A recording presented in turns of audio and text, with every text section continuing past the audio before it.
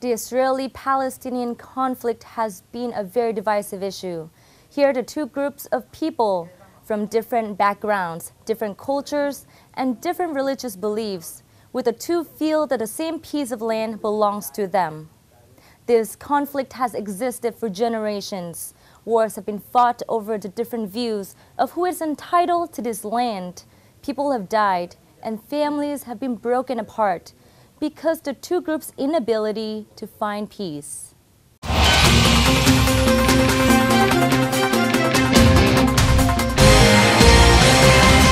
We have brought together tonight a panel of experts on this topic to help us gain more perspective and insight into this ongoing conflict. My first guest tonight is Dr. Somchai Virunhapon, columnist and freelance scholar. Thank you for joining us. Hello. And next we have Chairperson of Palestine Solidarity Campaign of Thailand, Stuart Ward. Thank you for joining. Thank you. And we will also have another two people joining our program, but they cannot make it, unfortunately. Is Ambassador Extraordinary and Plenipotentiary of State of Palestine, His Excellency Ambassador Saadi Salama. And he will be phoning here from Vietnam in a few few moments. And then we also have U.S. State Department spokesperson on Middle East conflict, Ms. Jen Rasamimanana. She'll be phoning in from Dubai. Now, let's start with you two first. Israel has occupied Palestinian territory since the end of the Six-Day War. We all knew that. And as of lately, how likely is it at all if the UN, that the UN will grant Palestine membership? That goes to Stuart first. Well, first of all, of course, this whole issue is more complicated than the occupation since '67. Israel is actually occupying much more than that and that goes back to the 1940s, the end of the 1940s. But without now going into perhaps the history of the conflict and going back even to 1918 with something called the Balfour Declaration that my country, the UK, brought into the world back a long time ago, almost 100 years ago. I think that what will happen at the United Nations is this, and it's going on as we speak, of course, that the Security Council will, of course, reject full membership. There are different grades of membership of the United Nations. They will reject that purely because the US has said it will use its veto. Whatever happens there, if there's a majority of the other members of the Security Council, they will veto it anyway. So they will stop it anyway, the full membership.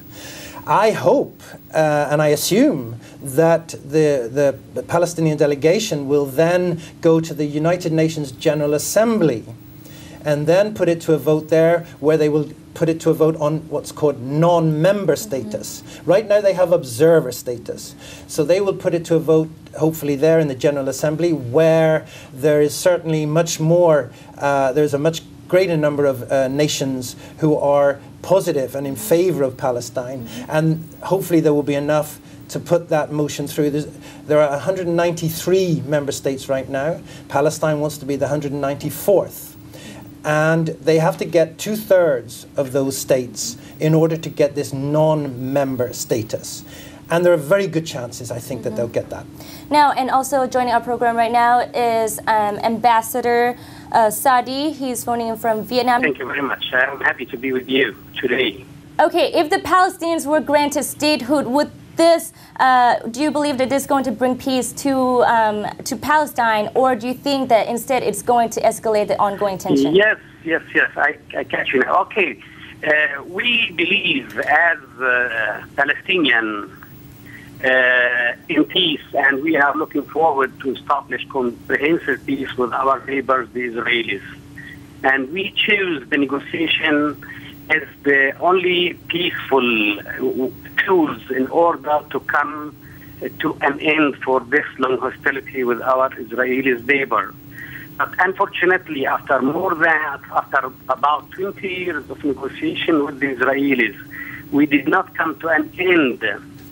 And the Israelis are benefiting from that by putting more facts in ground through the continuation of building the settlement and the Judaization of the holy city of Jerusalem. we need the international community through our application to the United Nations for seeking a full membership to put a step forward in order to convince the Israelis that the peaceful negotiation with them is in order to reach a comprehensive peaceful settlement with them. If we will negotiate with the Israeli alone without any interference from those countries who enjoy a strong relationship with the Israelis, the game will be always 1-0 in favor of Israel. We believe the international community should have the responsibility to convince the Israeli that the Palestinians are so much interested to implement the vision of the American administration's that two-state solution, living side by side in peace, is the final destination of our Palestinian people. So by recognizing a state of Palestine at the UN, we consider it an important step to convince the Israeli neighbors that the hope of the Palestinians is need to be implemented and achieved, and that might help all the parties who are involved in peace process to go forward in order to convince the Israeli neighbors to accept the right of the Palestinians for a state on the 1967 border with East Jerusalem as the capital of the state of Palestine. Dr. Somchai, do you have a comment on what he just said? Well, I think, on the point of view of humanitarian, I think there's a lot of things to say. But before we go further for that, I like to re-emphasize about the Charter of the United Nations Organization, in which I think very obvious and very clear, and whichever nation do not agree with this, they should not belong to the United Nations Organization at all, Otherwise, it's useless if you write a kind of charter and you don't follow, So let me make a brief reading about this charter so the audience can make it clear, what it's all about, about the Charter of the United Nations, Chapter 1, Purposes and Principle, Article 1. I skip phase 1, but we come to phase 2.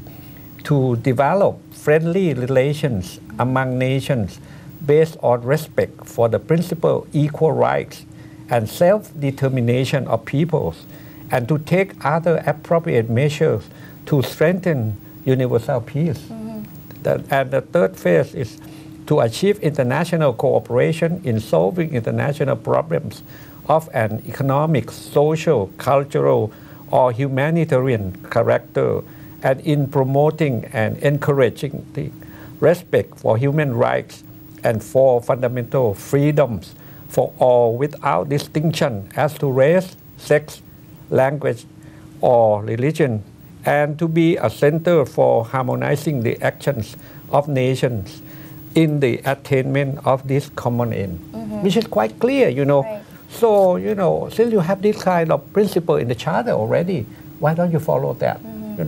People in Palestine stay there for a very long time, more than 1,000 years.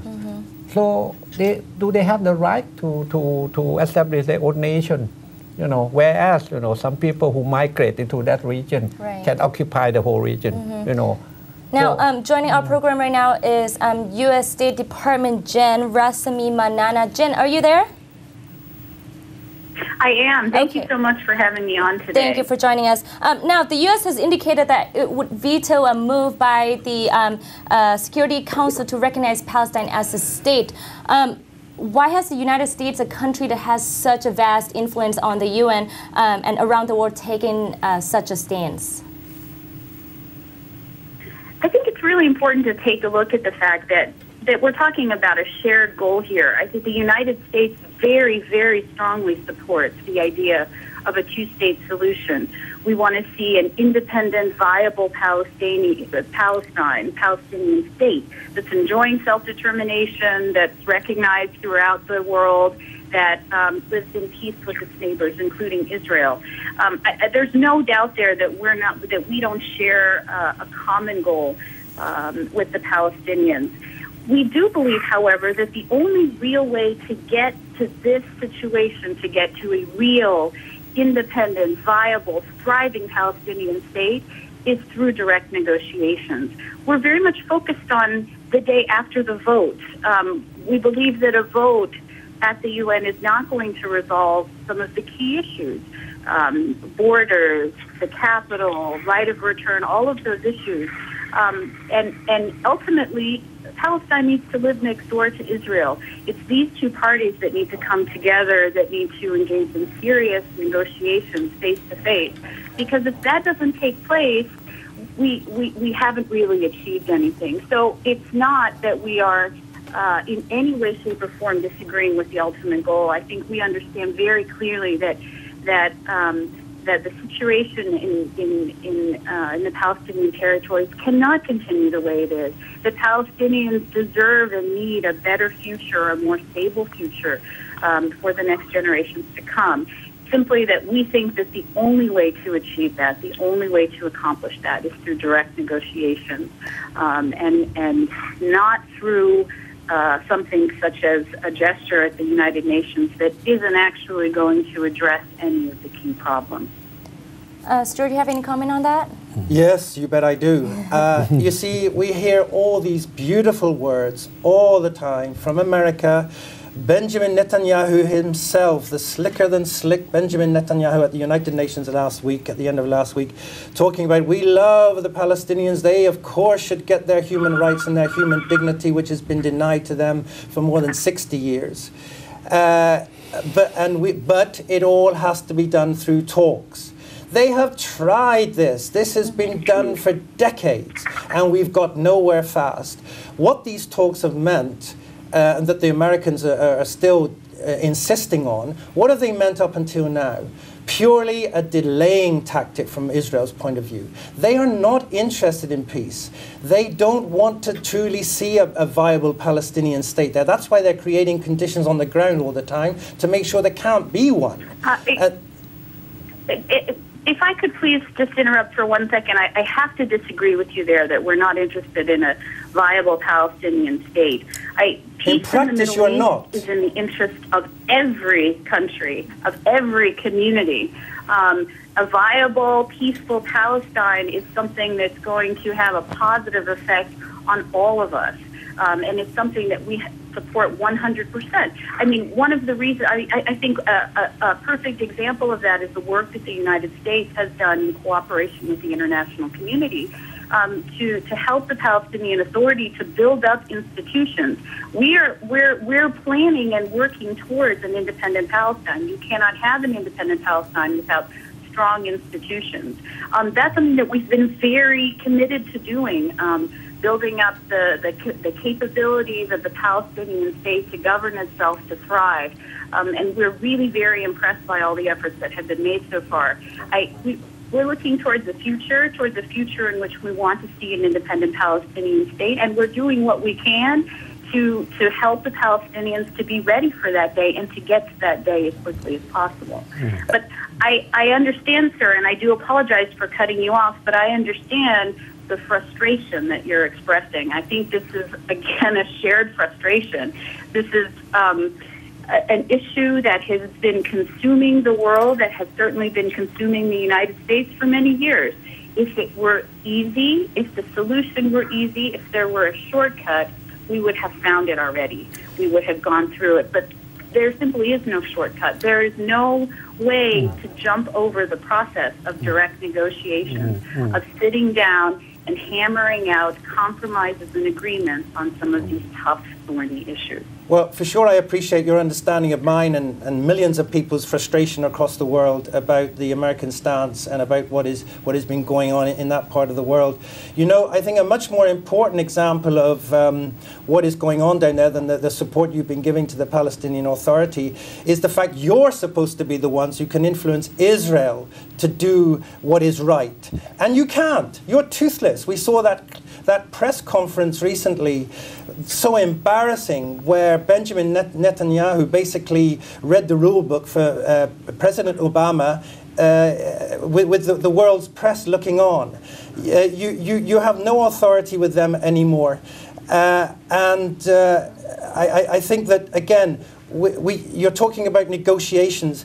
We've had negotiations. They lead nowhere. Look at the situation on the ground. You cannot keep insisting on talks that get nowhere fast, whereby the Israelis use that. They want talks on their terms, talks which will be talks on your terms as well, that don't benefit the Palestinians. On the contrary, they create a situation which makes the situation even more impossible for the Palestinians to actually create a viable, contiguous state of Palestine. That Palestinians will not accept a future Palestine to look like a Swiss cheese, a sort of a conglomeration of Bantustans. That is not on the table.